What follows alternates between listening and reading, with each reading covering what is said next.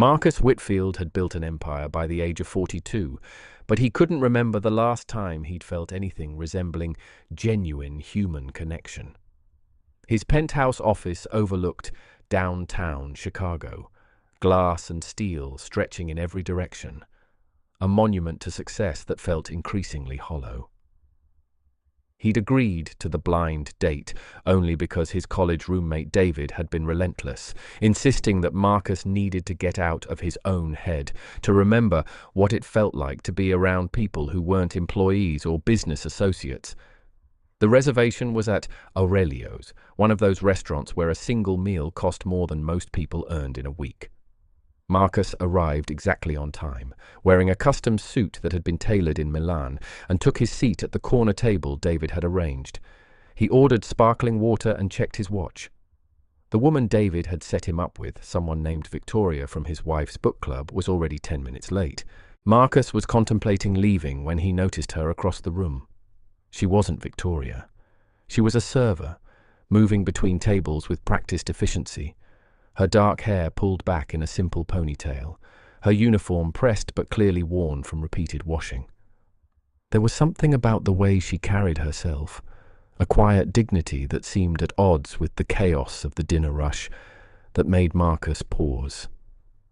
She approached an elderly couple, 3 tables over, and Marcus watched as she patiently repeated the specials, speaking slowly and clearly for the man who was obviously hard of hearing.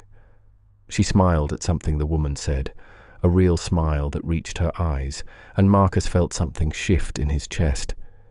It had been so long since he'd seen someone express genuine warmth to a stranger. She disappeared into the kitchen, and Marcus forced his attention back to the entrance, where Victoria would presumably arrive at some point. But when the server emerged again, carrying a tray laden with dishes, he found himself watching her once more. She moved with the kind of grace that came from years of practice, never fumbling, never losing her composure even when the kitchen doors swung open behind her and another server nearly collided with her back. That's when it happened.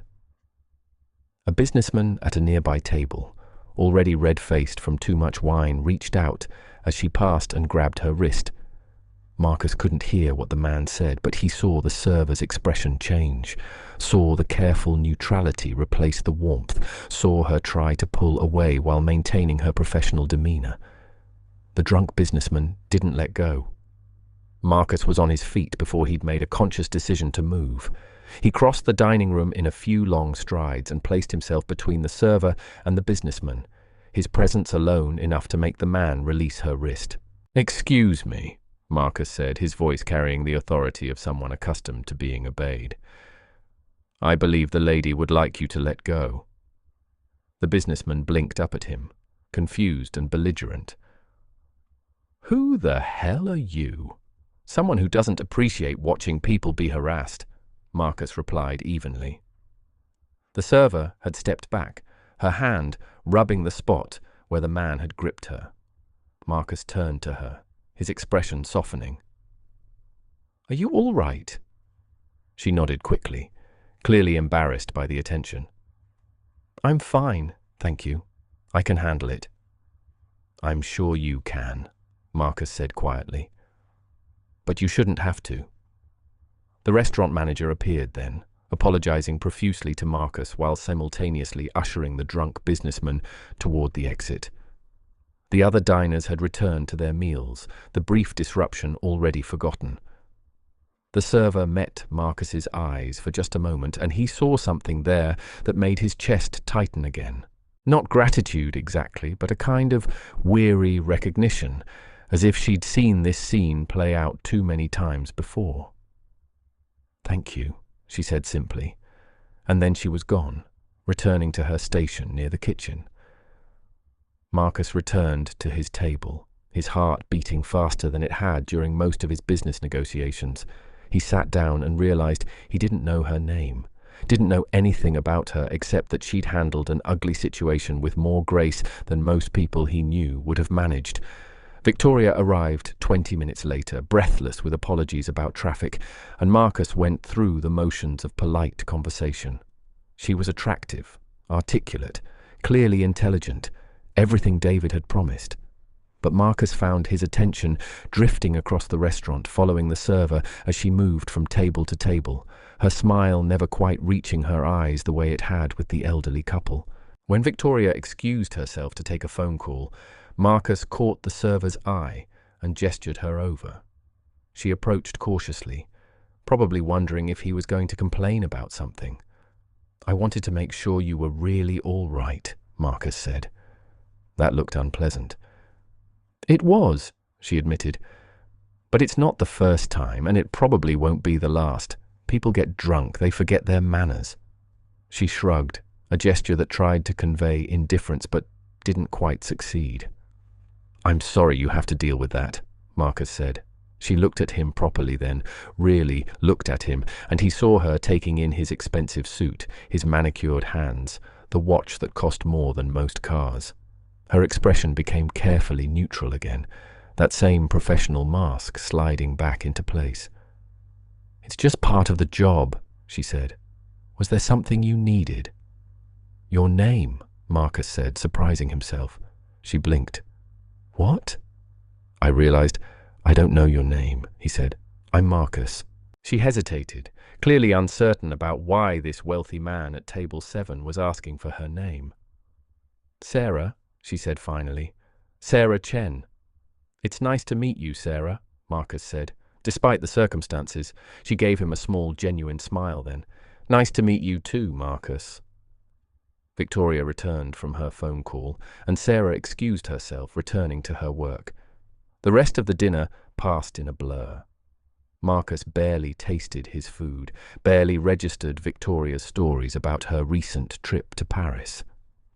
He was watching Sarah move through the restaurant, watching the way she interacted with different customers, the way she managed to make even the most demanding diners feel attended to without losing her own composure.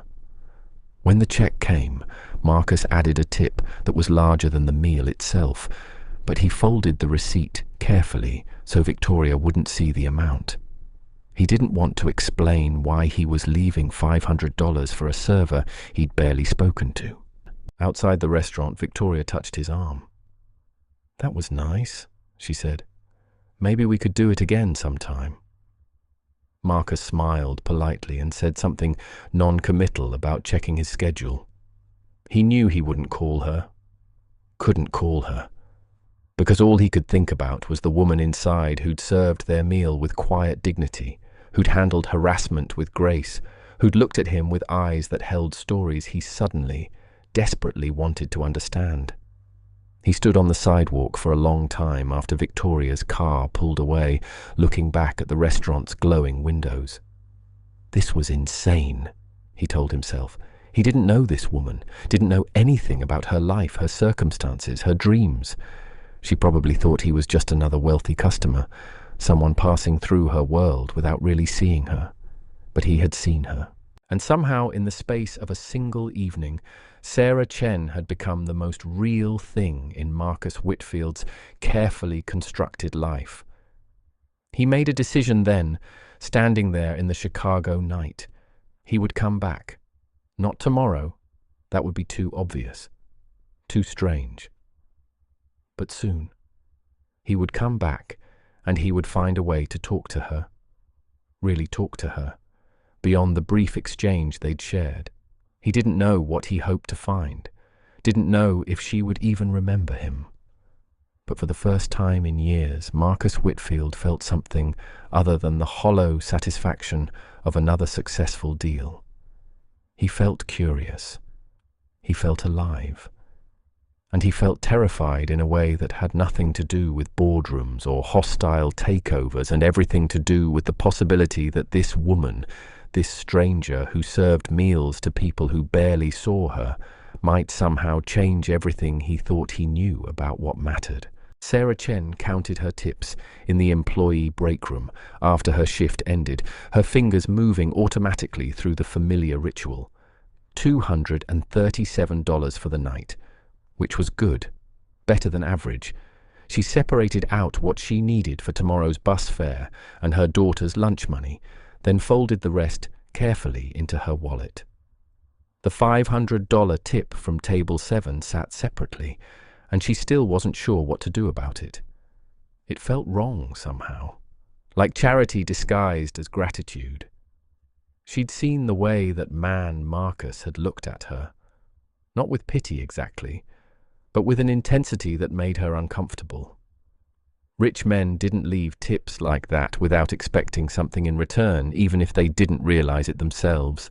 She should probably give it back, she thought. But then she pictured the stack of past due medical bills on her kitchen counter, reminders of her daughter Emma's emergency room visit last month when her asthma had flared up badly. $500 would make a significant dent in what she owed. Sarah closed her eyes and made a decision. She would keep the money, but she would never work table 7 again if she could help it. She didn't need complications, didn't need some wealthy man's attention disrupting the careful balance she'd managed to maintain. Her life was hard enough without adding that particular variable. 3 days later, Marcus returned to Aurelio's. He came alone this time, during the lunch shift, and specifically requested Sarah's section. She recognized him immediately and felt her stomach tighten with a mixture of anxiety and something else she didn't want to examine too closely. He was dressed more casually today, though his watch and shoes still marked him as someone from a different world. She approached his table with her professional smile firmly in place. "Welcome back," she said. "What can I get you today?" "Just coffee," Marcus said, "and a few minutes of your time if you're not too busy." Sarah glanced around the half-empty dining room. Her manager was watching from near the kitchen, probably wondering why the customer at table 12 was trying to have a conversation instead of ordering food. "I'm working," she said carefully. "I can't really chat." "I understand," Marcus said, "but I wanted to return something to you." He pulled out an envelope and set it on the table between them. Sarah stared at it, confused. "What is that?" "The tip I left the other night," Marcus said. "It was too much. I shouldn't have assumed." Sarah felt something sharp and painful twist in her chest. She'd been right. He was taking it back. Of course he was. People like him didn't just give away that kind of money to people like her without strings. "I haven't spent it yet," she said, her voice carefully neutral. "I can get it from my locker." Marcus looked startled. "No, you misunderstand. The envelope isn't the money I gave you. It's another $500, because I realized after I left that night that what I really wanted wasn't to give you a big tip. What I wanted was to help, and a tip felt like the wrong way to do that. Patronizing." Sarah took a step back, her professional mask cracking. "I don't need your help," she said quietly. "I'm doing fine." "Are you?" Marcus asked gently. "Because I've been thinking about you for 3 days, Sarah. Thinking about the way you handled that drunk customer with such grace. Thinking about the way you treat every person who walks through that door like they matter, even when they probably don't deserve it. And I keep wondering what your life is like outside this restaurant. Whether you're really fine or whether you're just incredibly good at pretending." Sarah felt tears prick at her eyes and blinked them back fiercely. "You don't know anything about me," she said. "You're right," Marcus admitted. "I don't. But I'd like to. Not because I feel sorry for you, because I think you're the most genuine person I've met in years, and I've been surrounded by people who want things from me for so long that I forgot what it feels like to meet someone who doesn't." Sarah looked at the envelope on the table, then back at Marcus. "What do you want from me?" she asked. "The truth this time." "I want to take you to dinner," Marcus said. "Somewhere you don't have to work. Somewhere we can talk like two normal people. And if at the end of that dinner you tell me to leave you alone, I will. But I'm asking for a chance to know you, Sarah. Not as your customer, as someone who sees you." Sarah's manager was definitely watching now, probably wondering if she needed to intervene. Sarah knew she should say no. Should take the envelope, thank him politely, and go back to her careful, controlled life. But when was the last time someone had really seen her, had looked past the uniform and the professional smile to the person underneath. When was the last time she'd felt like anything other than a collection of responsibilities and survival strategies? Tomorrow night, she heard herself say. I have tomorrow night off. Marcus's face transformed, and Sarah realized she'd never seen him actually smile before. His whole demeanor changed, became younger, more open. Tomorrow night is perfect, he said. Can I pick you up? Sarah thought of her tiny apartment in a neighborhood Marcus probably only knew from news reports about crime rates. I'll meet you, she said. Just tell me where. They exchanged phone numbers, and Sarah walked away from his table feeling like she'd just made either the best or worst decision of her life. That night, she lay awake, long after her daughter Emma had fallen asleep, staring at the ceiling and wondering what she was doing. Marcus Whitfield had looked him up online after her shift ended, had seen the Forbes articles and the photos from charity galas. He was worth more money than she could properly comprehend. He lived in a world where her annual salary probably wouldn't cover his monthly expenses. What could they possibly have to say to each other over dinner? But then she remembered the way he'd looked at her in the restaurant. Not with the glazed indifference of most customers or the predatory interest of men like the drunk businessman. He'd looked at her like she was a person worth knowing, like her thoughts and experiences might actually matter. The next evening, Sarah told Emma she had to work a late shift and asked their neighbor, Mrs. Rodriguez, to watch her. She felt guilty about the lie, but she wasn't ready to explain to her 8-year-old daughter why she was going out to dinner with a stranger.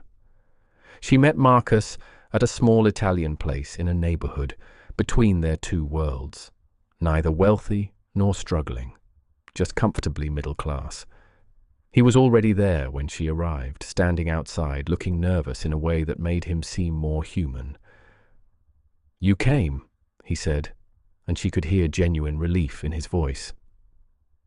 "I said I would," Sarah replied. She'd worn her nicest dress, the one she saved for parent-teacher conferences and job interviews, and she saw Marcus notice it, saw appreciation in his eyes that felt different from the way men usually looked at her at the restaurant, over pasta and wine that Marcus insisted on ordering but that Sarah only sipped cautiously. They talked. Really talked. Marcus asked about her life and actually listened to the answers. Sarah found herself telling him about Emma, about the asthma that had gotten worse over the past year, about the medical bills she was still paying off in careful installments, about her dreams of going back to school someday to finish the accounting degree she'd abandoned when she got pregnant. Marcus shared things too, carefully at first, then more openly. He talked about the loneliness of success, about how every relationship in his life felt transactional, about losing his wife to cancer 5 years ago and throwing himself into work because it was easier than facing the emptiness of his home, about realizing recently that he'd built an empire but forgotten how to build a life. "I don't know why I'm telling you this," Marcus said at one point, shaking his head. "I barely know you." "Maybe that's why," Sarah suggested gently, "because I'm not part of your world. I don't want anything from you except this conversation." They stayed until the restaurant closed, talking until Sarah realized with shock that 3 hours had passed. When Marcus walked her to her car, an old Honda that coughed when she started it, he didn't comment on the contrast between their vehicles. He just asked if he could see her again. Sarah hesitated. "This can't be anything serious," she said finally. "You know that, right? We're from completely different worlds." "I don't care about that," Marcus said. "Do you?" Sarah thought about Emma, about the careful life she'd built for them, about how one wrong choice could destabilize everything. "Yes," she admitted, "I do care, because people from your world don't stay interested in people from mine. Not really. Not when the novelty wears off." Marcus was quiet for a moment. "What if I proved you wrong?" he asked. "How?" Sarah asked. "Time," Marcus said simply. Let me be part of your life, Sarah, not trying to fix it or change it or rescue you, just being in it, getting to know you and Emma, showing up, being consistent. And if after 6 months you still think this is just novelty for me, then I'll walk away. 6 months, Sarah repeated. That's a long time. It's not long enough, Marcus said, but it's a start. Sarah looked at him standing there in the parking lot, this impossibly wealthy man asking permission to be part of her ordinary life. Everything logical told her to say no, to protect herself and Emma from the inevitable disappointment. But something else, something deeper, told her that Marcus Whitfield meant what he said, that he was as lonely as she was, just in a different way, and that maybe, just maybe, they could help each other remember what it felt like to be seen. Okay, she said, 6 months. But no dramatic gestures, no trying to solve all my problems with money. If you're going to be in my life, you're in it as Marcus, not as a checkbook. Deal, Marcus said, and he held out his hand. Sarah shook it, feeling the warmth of his palm against hers, and something shifted between them. A promise. Or maybe just a possibility. 6 months later, Marcus sat on the floor of Sarah's small apartment, helping Emma with her math homework while Sarah finished making dinner in the kitchen. He'd learned to navigate the neighborhood, to chat with Mrs. Rodriguez about her grandchildren, to shop at the corner store where Sarah bought groceries. He'd been there for Emma's asthma attacks, sitting in emergency room waiting areas and learning to recognize the early warning signs. He'd met Sarah's co-workers and her small circle of friends, had shown up to Emma's school play and Sarah's parent-teacher conferences. He'd kept his promise, no dramatic gestures, no solving problems with money unless Sarah explicitly asked for help. Just presence. Just showing up, just being Marcus, not a CEO or a billionaire, but a man learning how to be part of a life that had nothing to do with board meetings and profit margins. Sarah stood in the kitchen doorway, watching Marcus patiently explain fractions to her daughter, and felt something she'd thought she'd never feel again. Hope. Not the desperate hope of someone drowning and grasping for rescue, but the steady hope of someone who'd found solid ground. Marcus looked up and caught her eye, smiled that smile that had become so familiar, and Sarah smiled back. This wasn't a fairy tale. It was better. It was real. Two people from different worlds learning to build a bridge between them, one ordinary day at a time. And somehow, that was enough.